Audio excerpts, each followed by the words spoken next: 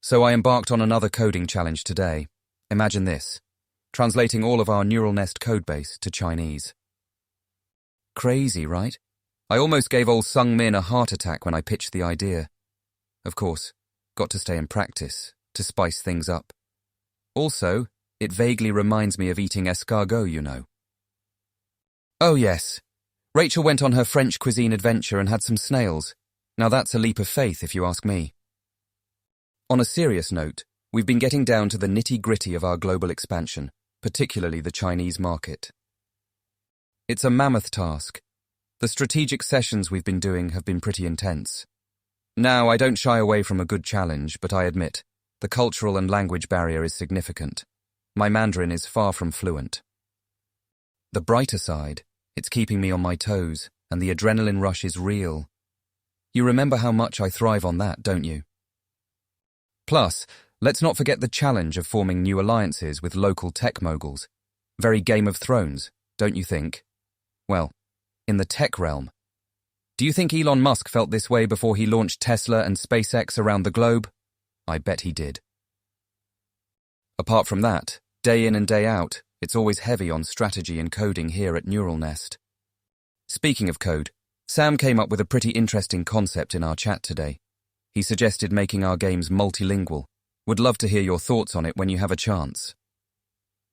With that, I have to get back to this huge stack of papers awaiting my attention.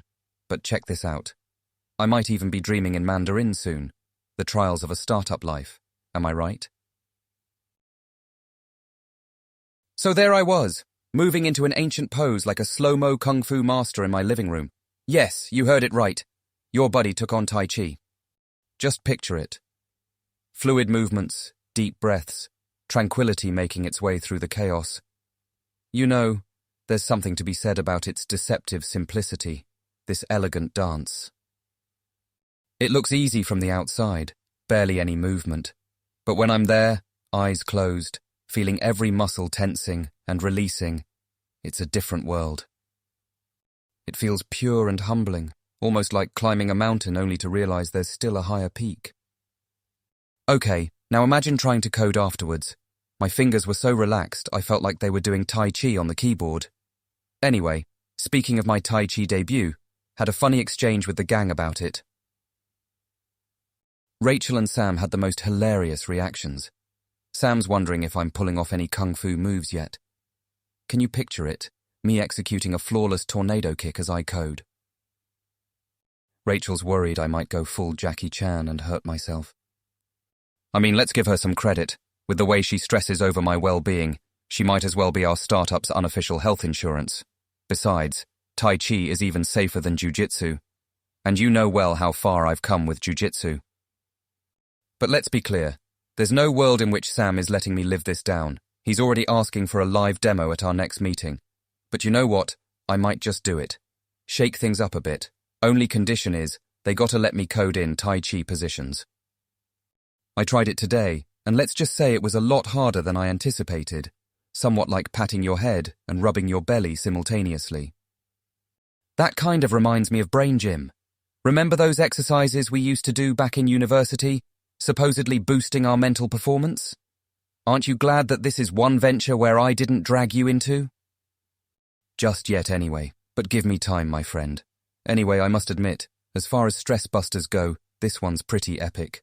Well, enough of my Tai Chi exploit. Hope all is well at your end. I'm off to get some sleep. Probably gonna dream about gliding across a swooping canyon with epic Tai Chi moves. That's if Neural Nest doesn't invade my dreams first. A royal match of mental prowess coupled with a fiery culinary delight. Tried to up the ante tonight with a good old chess game and home-spiced curry. Sam rolls in, fully armed, mentally prepped for the game, and physically prepared for my specialty dish, as he likes to call it with a wrinkle of his nose. He was so eager to relive my unforgettable Berkeley chess match failure. Must be my dish that sparked that memory. Rachel, on the other hand, came ready to launch her Queen's Gambit like she was on some sort of mission. Of course, she couldn't let go of the opportunity to dig at my chess skills, suggesting I might need a refresher. Gotta love their quirks. Tom made it too. He was all in for the competition, and like always, tried to outdo everyone with his aggressive playing style. They've picked a lot from me, you see, but I managed to hold my castle intact. Now picture this, gobbling down on curry while manoeuvring a knight, not something you'd see every day. The curry had them gulping down glasses of water, much to my amusement. Though they'll never admit it, they do love the challenge. Rachel and Sam, they're brutal in their mockeries, but even in these seemingly inconsequential gatherings, I recognize how these moments shape me and my mindset, adding to my resilience, quite like the endeavors at Neural Nest. The ethos of a strategic board game. It's a simplistic rendition of life's intricacies, the success, the failures, the unpredictable curveballs. But isn't it exciting how each move pushes us to strategize for the next, and before we know it, we've picked up something new. Playing these games with them is a thinking exercise, unwinding and recharging me. And you know what? I am quite beginning to acclimate to this unforgettable curry of mine. Could be a unique strategy, curry power for the win.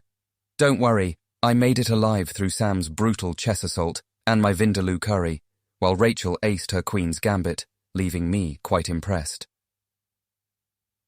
She's got the hang of it. 'Twas a feisty game night indeed, but my stomach is paying the price for it, I can tell you that. Well, as Sam says, spicy food improves brain function, so there you have my secret weapon now. Eating my own dish, that's my equivalent of Sam's living on the edge. Despite their jabs, it does make for some hearty conversation, and that's the stuff best friends' hangouts are made of. These nights give us a breather from our usual high-octane days, while keeping us sharp. All right, this auto-chess curry-gorged tech entrepreneur needs to prevent himself from falling on his keyboard.